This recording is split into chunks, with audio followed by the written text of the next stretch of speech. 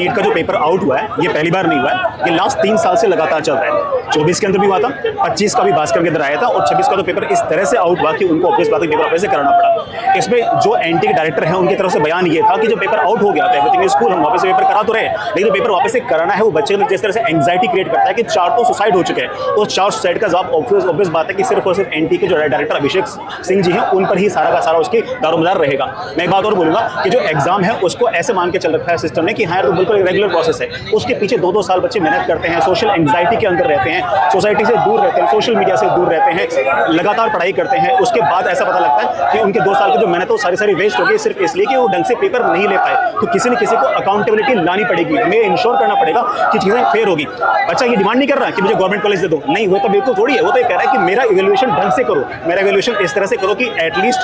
जो मैं डिजर्व करता हूं मुझे वो फेयर तरीके से दिया जाए। और फेयर तरीके से दी जिम्मेदारी किसकी है? ये सिर्फ और सिर्फ ऑब्वियस बात है कि एनटी की जिम्मेदारी है, एजुकेशन डिपार्टमेंट की जिम्मेदारी है। अगर वो नहीं करेंगे तो ऑब्वियस बात है कौन करेगा? एंड एक मैं लास्ट बात और बोलना चाहूंगा कि इसके अंदर जो पेरेंट्स के ऊपर जो प्रेशर आया है वो भयंकर तरीके का है। बच्चे का सिलेक्शन हो गया, 680 नंबर आ गए, वो घर पहुंच गया, सेलिब्रेट कर गया, उसके बाद उसको पता कि नहीं एक महीने बाद वापस से आना फिर एग्जाम फिर से लेंगे और इस बार हो सकता है कि उसके 680 नंबर ना आए। लास्ट ईयर पेपर आउट हुआ तो उस केस में जो बच्चा 1 नंबर या 2 नंबर से रह गया उसके दिमाग में इस टाइम पर एक्जैक्टली क्या चल रहा होगा कि अगर पेपर ना आउट होता तो मैं भी किसी गवर्नमेंट कॉलेज के अंदर पढ़ रहा होता, मैं भी डॉक्टर बन सकता था। तो इन सारे बातों को कोई कंसिडर कर ही नहीं रहा और ये लगातार ऐसा नहीं कि सिर्फ और सिर्फ ऑड वन आउट केस है कि सिर्फ और सिर्फ इस बार हुआ है, ये लगातार प्रोसीजरल तरीके से हो रहा है। 24 में हुआ है, 25 में, 26 में पता लग गया इसलिए हो गया और ये सिर्फ और सिर्फ इसलिए हुआ कि व्हाट्सएप और टेलीग्राम पे चला गया इसलिए पता लगा। और सिर्फ और सिर्फ अगर मानो कि लोगों के बीच में अगर पेपर सर्कुलेट होता तो शायद जैसे 24 और 25 के अंदर कुछ नहीं हुआ, इस साल भी कुछ नहीं होता। 24 के अंदर लोगों ने इस तरीके से बाहर निकलकर आंदोलन नहीं किया, इसलिए प्रोसीजरल चेंजेस नहीं आए, सिस्टम में चेंजेस नहीं आए, इसलिए नौबत वापस आई है। तो इस बार सब लोगों को खड़ा होना पड़ेगा और बात करनी पड़ेगी कि हमें सारे